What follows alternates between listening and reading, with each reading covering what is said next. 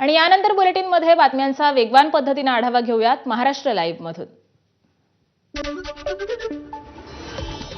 Jain boarding trust बरोबरचा जागेचा व्यवहार builder विशाल गोखले यांनी रद्द करण्याचा निर्णय घेतलाय। विशाल गोखले यांनी जागेचा व्यवहार रद्द करण्याचा निर्णय हा ईमेलवरून जैन ट्रस्टला कळवलाय। जैन बोर्डिंग हॉस्टेलच्या चेअरमन आणि ट्रस्टी यांनी गोखलेंनी व्यवहार रद्द झाल्याचा मेल केलाय। व्यवहारातील 230 कोटी रुपये परत देण्यात यावे अशी विनंती देखील त्यांनी मेलद्वारे केली आहे। धर्मदाय आयुक्तालय यांना सुद्धा पत्र पाठवून पूर्ण व्यवहार रद्द झाल्याबद्दल योग्य ती कारवाई करण्याचे मेलमध्ये नमूद केलंय। तर नैतिकतेच्या मुद्द्यावरून व्यवहारातून बाहेर पडण्याचा निर्णय घेतल्याचं गोखले यांनी या ईमेलमध्ये म्हटलेलं आहे। जैन धर्मीयांच्या भावना दुखावल्याचा काही हेतू नव्हता असं देखील गोखले यांनी या ईमेलमध्ये नमूद केलंय। याबद्दल राजू शेट्टी यांनी काल संध्याकाळी गोखले यांना व्यवहार रद्द करण्याबाबत आवाहन केलं होतं। दरम्यान हा व्यवहार रद्द करण्याच्या निर्णयाची माहिती ही राजू शेट्टी यांना कळलेली आहे। जैन बोर्डिंग ट्रस्ट बरोबरचा जागेचा व्यवहार बिल्डर विशाल गोखले यांनी रद्द केलाय। मुरलीधर मोहोळ यांनी फोन करून आणि व्हॉट्सअॅपवरती पत्र पाठवून याबाबतची माहिती दिल्याचं राजू शेट्टींनी सांगितलंय। मात्र आपण पूर्णपणे समाधानी नाही। 3 एकर जागेवरती गोखले यांचं नाव आहे। ट्रस्टनं पुढे आलं पाहिजे आणि हे नाव काढून पूर्ण व्यवहार रद्द केला पाहिजे असं राजू शेट्टींनी म्हटलंय। तर गोखले यांचं नाव काढून पूर्ण व्यवहार रद्द करावा, धर्मदाय आयुक्तांनी या व्यवहारामध्ये लक्ष घालावं अशी मागणी देखील राजू शेट्टींनी केली आहे। जोपर्यंत विद्यार्थ्यांना न्याय मिळत नाही आणि ही जागा जोपर्यंत त्यांना मिळत नाही तोपर्यंत लढा सुरूच ठेवणार असल्याचं राजू शेट्टी यांनी स्पष्ट केलंय। 2 दिवसात जैन बोर्डिंग बदलाचा व्यवहार पूर्णपणे रद्द करावा अशी मागणी रवींद्र धंगेकरांनी केली आहे। तर 2 दिवसामध्ये व्यवहार पूर्णपणे रद्द झाला तर मुरलीधर मोहोळ यांच्यासह सगळ्यांना जिलेबी भरवणार असं धंगेकर यांनी म्हटलंय। तर पुढील 2 दिवस मुरलीधर मोहोळ यांच्याबद्दल मी काहीही बोलणार नाही। एकनाथ शिंदे यांनी सांगितलेल्या 2 दिवसामध्ये तोडगा निघेल त्यामुळे आनंदी असल्याचं धंगेकर म्हणाले। तर अमित शहा यांचा निरोप काल चंद्रकांत पाटील हे मुरलीधर मोहोळ यांच्याकडे घेऊन आल्याचं देखील धंगेकर म्हणाले। उपमुख्यमंत्री एकनाथ शिंदेंनी रवींद्र धंगेकरांचं कौतुक केलंय। धंगेकर काम करणारा कार्यकर्ता आहे असं एकनाथ शिंदे म्हणाले। तसंच महायुतीत दंगा करायचा नाही असं धंगेकरांना सांगितल्याचं शिंदे म्हणाले। तर भाजप विरोधात आपली भूमिका नसल्याचं धंगेकरांनी स्पष्ट केलंय असं शिंदेंनी सांगितलं। दिल्लीतून येताच काल शिंदे हे धंगेकरांना बोलावून त्यांनी त्यांच्याशी चर्चाही केली। मी त्यांना सांगितलंय महायुतीमध्ये आपल्याला दंगा करायचा नाही। पण ते जे करतायत त्याला पाठिंबा नाही अरे बाबा, आता तुम्ही सांगितलं ना मी त्यांना की आता तो विषय आता संपला आहे आणि शेवटी बघा काय आहे, त्यांना ज्या काही गोष्टीची माहिती मिळाली त्याच्यावर ते बोललेत। आता त्यांना सांगितलेलं आहे मी, शेवटी महायुती आपली आहे, महायुतीच्या माध्यमातून आपल्याला विरोधक जे आहेत विरोधकांच्या हातात कुठल्याही कोलीत द्यायचं नाही। धंगेकरांच्या आरोपानंतर पुण्यातील जैन बोर्डिंग जमीन प्रकरणावरून वादंग सुरू आहे। या प्रकरणी आता जैन समाजानं आक्रमक पवित्रा घेतलाय। या प्रकरणी पुण्यात राजू शेट्टींच्या उपस्थित जैन समाजाची महत्त्वाची बैठक झाली। 1 तारखेपर्यंत जमिनीचे सर्व व्यवहार रद्द न झाल्यास उपोषणाचा इशारा जैन समाजाच्या वतीनं देण्यात आलाय। तर 1 तारखेपूर्वी कोणी आंदोलन करू नये असं आवाहन देखील जैन मुनींनी केलंय। 1 तारीख के पहले यदि ये डील रद्द नहीं होती है तो 1 तारीख से हम सब एक साथ मिलकर के अनशन करेंगे, उपोषण करेंगे। इसलिए उसके पहले कोई भी अलग से अपना आंदोलन न छेड़े। जो आंदोलन चल रहा है वो यहाँ से एक साथ चलेगा, हम एक साथ मिलकर चलेंगे। अलग से कोई आंदोलन चलाने की आवश्यकता नहीं है। ट्रस्ट ने जो बेचने का निर्णय लिया है उसने माघार लेना चाहिए। जो बिल्डर्स हैं उसने माघार लेना चाहिए, वो पीछे हट जाना चाहिए कि मैं ये डील कैंसिल करता हूँ। यदि वो डील कैंसिल करते हैं तो ये सारी संस्था सुरक्षित होगी। जैन बोर्डिंग ट्रस्ट बरोबरचा जागेचा व्यवहार रद्द करा या मागणीसाठी जैन समाज आज राज्यभर आंदोलन करणार आहे। मात्र जैन समाजाच्या आंदोलनाआधीच बिल्डर गोखले यांनी हा व्यवहार रद्द करत असल्याची घोषणा केली। त्यामुळे जैन समाज आता आंदोलन करणार का हे पाहणं महत्त्वाचं ठरणार आहे।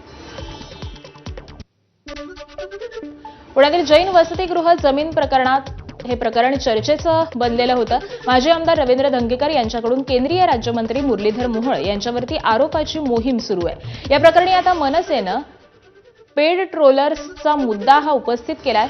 जर मोहोळांनी काही केलं नाही तर त्यांचे सोशल मीडियावरती कंटेंट का पुरवले जात आहेत, तसंच धंगेकरांना मोहोळ यांच्याबद्दल महायुतीमधून रसद पुरवली जात आहे असं मत हे मनसेच्या यशवंत किल्लेदार यांनी मांडलंय।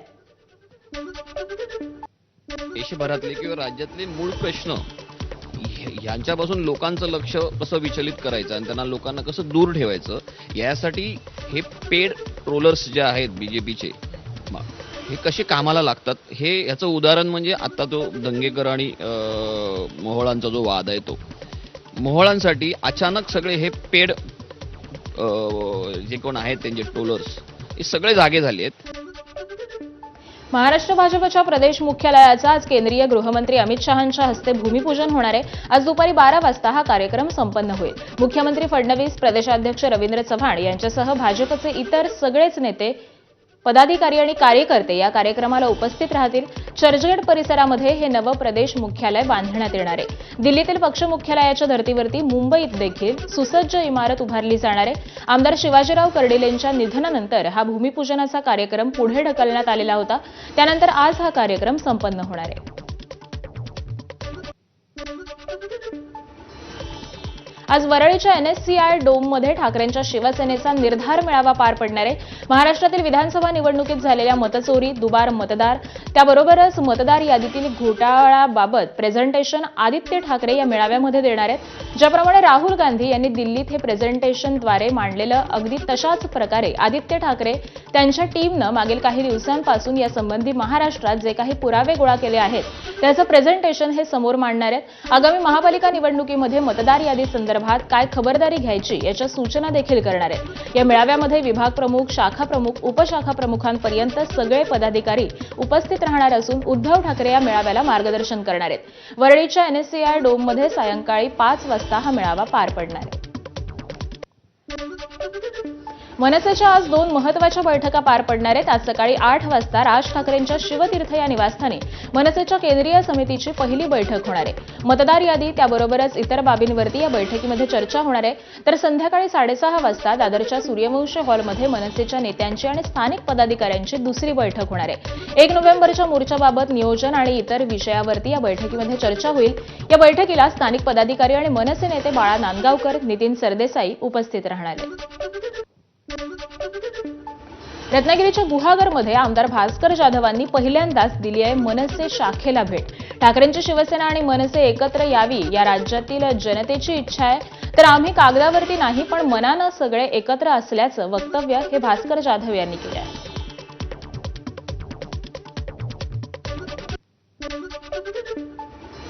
राष्ट्रवादी काँग्रेस शरदचंद्र पवार पक्षाच्या उद्यापासून सलग 2 दिवस मॅरेथॉन बैठका होणार आहेत. आगामी महानगरपालिका निवडणुकांच्या पार्श्वभूमीवरती या मॅरेथॉन बैठका पार पडणार आहेत. या बैठकीला ज्या शहरामध्ये महानगरपालिका निवडणुका आहेत त्या ठिकाणचे जिल्हाध्यक्ष आणि पदाधिकारी यांना निमंत्रित करण्यात आलंय. 2 दिवस या बैठका पार पडणार असून शरद पवार या सगळ्या बैठकांना उपस्थित असतील. 1 नोव्हेंबरला मुंबईत होणाऱ्या मोर्चासंदर्भात देखील या बैठकीमध्ये चर्चा होणार आहे. दिल्ली केंद्रीय निवडणूक आयोगाची आज संध्याकाळी 4 वाजता पत्रकार परिषद होणार आहे. पत्रकार परिषदेत विशेष मतदार यादी परीक्षणाच्या अनुषंगाने केंद्रीय निवडणूक आयोग काही महत्त्वाच्या घोषणा करण्याची शक्यता आहे. बिहार निवडणुकीपूर्वी राबवण्यात आलेली विशेष मतदार यादी परीक्षण प्रक्रियेवरती विरोधी पक्षांनी टीका केली होती. त्यामुळे आयोगाच्या आजच्या घोषणेकडे देखील देशाचं लक्ष लागलं आहे.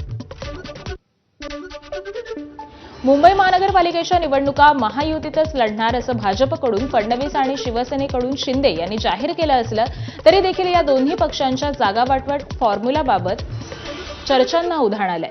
मुंबईत जागांचं समसमान वाटप व्हावं अशी शिवसेनेची मागणी असल्याची सूत्रांची माहिती आहे, तर भाजपकडून देखील 150 जागांसाठी तयारी सुरू असल्याची माहिती सूत्रांनी दिली आहे. त्यामुळे या संदर्भामध्ये विचार झाल्यास शिवसेनेच्या वाटेला निश्चितच कमी जागा येणार आहेत. मात्र शिवसेनेत विद्यमान नगरसेवकांनी मोठ्या प्रमाणात प्रवेश केलाय. त्यांची एकूण संख्या पाहता शिवसेनेला योग्य त्या जागा मिळाव्यात अशी मागणी होतीये. हिंगोली जिल्ह्यात स्थानिक स्वराज्य संस्थांच्या निवडणुका स्वबळावर लढवणार अशी माहिती शिवसेना आमदार संतोष बांगर यांनी दिली. जिथे युती शक्य आहे तिथे युती करा, अन्यथा स्वबळाची तयारी करा अशा सूचना कार्यकर्त्यांना दिलेल्या आहेत. युती जर केली तर कार्यकर्त्यांवरती अन्याय होत असतो. सर्व कार्यकर्त्यांना न्याय मिळावा यासाठी शिवसेना स्वबळावर निवडणुका लढवणार आहे असं देखील संतोष बांगर यांनी म्हटलेलं आहे. या ठिकाणी होऊ घातलेल्या स्थानिक स्वराज्याच्या निवडणुकीमध्ये नगरपालिका आणि जिल्हा परिषद ही तोंडावर येऊन पोहोचलेली आहे. त्यामध्ये संपूर्ण जागेवरती शिवसेना दावा करणार आहे आणि शिवसेना ही स्वबळावरती या ठिकाणी आम्ही निवडणूक लढवणार आहोत. अहिल्यानगर जिल्ह्यात बाळासाहेब थोरात यांच्या नेतृत्वात काँग्रेस पदाधिकाऱ्यांची बैठक पार पडली. या बैठकीत सगळे काँग्रेस पदाधिकाऱ्यांनी स्वबळाचा नारा देत एकला चलो रेची भूमिका घेण्याची मागणी केली आहे. अहिल्यानगर जिल्ह्यातील काँग्रेसचे आमदार हेमंत ओगले यासह जिल्ह्यातील सर्व तालुका अध्यक्ष आणि पदाधिकारी यांच्या बैठकीत स्वबळाचा नारा देण्यात आलाय. बाळासाहेब थोरात यांच्या नेतृत्वात झालेल्या या बैठकीमध्ये पदाधिकाऱ्यांनी आगामी निवडणुकांच्या पार्श्वभूमीवरती पक्षाची भूमिका ठरवण्याचे सर्वाधिकार हे बाळासाहेब थोरात यांना दिलेले असले तरी आगामी सर्व निवडणुका काँग्रेसनं स्वबळावर लढाव्यात अशी आग्रही मागणी लावून धरण्यात आली. आगामी पालिका निवडणुकांपूर्वी मोठा राजकीय भूकंप होण्याचे संकेत मंत्री प्रताप सरनाईकांनी दिलेत. राज्यात ऑपरेशन टायगर ही जोरात सुरू असून महिनाभरामध्ये मोठ्या बातम्या मिळतील असे संकेत परिवहन मंत्री प्रताप सरनाईक यांनी दिलेत. त्यामुळे पुन्हा एकदा ऑपरेशन टायगरची चर्चा सुरू आहे. पालिका निवडणुका जवळ आलेल्या असतानाच प्रत्येक पक्षाकडून आपली ताकद वाढवण्यासाठी प्रयत्न सुरू आहेत. लोकसभा आणि विधानसभा निवडणुकांपूर्वी देखील ऑपरेशन टायगर राबवण्यात आलं होतं. त्यामुळे आता शिंदेंच्या शिवसेनेच्या गळाला कोणाचं प्यादं लागणार हे पाहणं महत्त्वाचं असणार आहे. शेवटी ऑपरेशन टायगर तर महाराष्ट्रामध्ये चालू आहे. ऑपरेशन टायगरच्या माध्यमातून अनेक काही योजना आमच्या असतात. त्यामुळे महिनाभर थांबा, तुम्हाला नाही तुम्हाला तुमच्या बातम्या मिळतील. 1 नोव्हेंबर महानगरपालिका निवडणुकीच्या तोंडावरती जालन्यातील महायुतीतील नेत्यांमध्ये श्रेयवादावरून झुंपली आहे. शिवसेना आमदार अर्जुन खोतकर यांनी माजी मंत्री रावसाहेब दानवे आणि भाजप नेते कैलास गोरंट्याल यांचं नाव न घेता इशारा दिलाय. आम्ही आणलेल्या विकास कामाच्या आड याल तर पायावरती सरळ जाऊ शकणार नाही असं खोतकर म्हणाले. जालना महापालिका हद्दीतील झोपडपट्टी धारकांचा PR कार्ड सर्व्हे करण्यात येणार आहे. या सर्व्हेच्या उद्घाटन फलकावरती अर्जुन खोतकर यांचं नाव टाकण्यात आलेलं नाही. या फलकाचं काल पालकमंत्री पंकजा मुंडे, रावसाहेब दानवे आणि कैलास गोरंट्याल यांच्या हस्ते उद्घाटन झालं. खोतकर यांचं नाव नसल्यामुळे आक्रमक झालेल्या शिवसैनिकांनी फलकाला काळं देखील पाचलं. त्यानंतर शिवसैनिकांनी खोतकर यांचा सत्कार केला. यावेळी बोलताना खोतकर यांनी दानवे आणि गोरंट्याल यांना अप्रत्यक्षपणे इशारा दिला. जर कोणी विकास कामाच्या आड, आम्ही आणलेल्या कामाच्या आड येत असतील, येतील ते तिथं कार्यक्रमाला, पण मग पायावरती सरळ जाऊ शकणार नाही. पायाने आणि त्या पायावरती सरळ जाऊ शकणार नाही.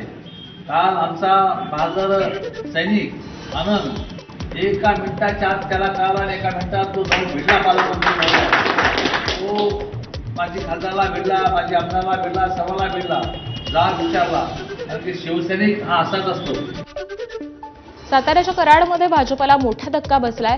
भाजप आमदार अतुल भोसलेंचे समर्थक मोहनराव नायकवडी यांनी त्यांच्या कार्यकर्त्यांसह अजित पवारांच्या राष्ट्रवादीत प्रवेश केलाय. अहिल्यानगर शहरातील विधानसभा मतदार यादीत तब्बल 24,260 मतदारांची नावं दुबार असल्याचा धक्कादायक दावा करण्यात आलाय. सामाजिक कार्यकर्ते रवींद्र विठ्ठल वाबळे यांनी जिल्हाधिकाऱ्यांकडे निवेदनाद्वारे हा दावा केला. वाबळे यांनी सादर केलेल्या निवेदनात गेल्या 2 वर्षांपासून मतदार यादीमध्ये दुबार नावं, मयत व्यक्तींची नावं, त्याबरोबरच स्थलांतरित झालेल्या लोकांची नावं कायम असल्याचं स्पष्ट केलंय. वाबळे यांच्या पुराव्यात केवळ एकाच व्यक्तीचं नाव दोनदा नसून तर त्या नावांसमोर वेगवेगळे मतदान कार्ड क्रमांक देखील नोंदवले असल्याचं उघड झालेलं आहे.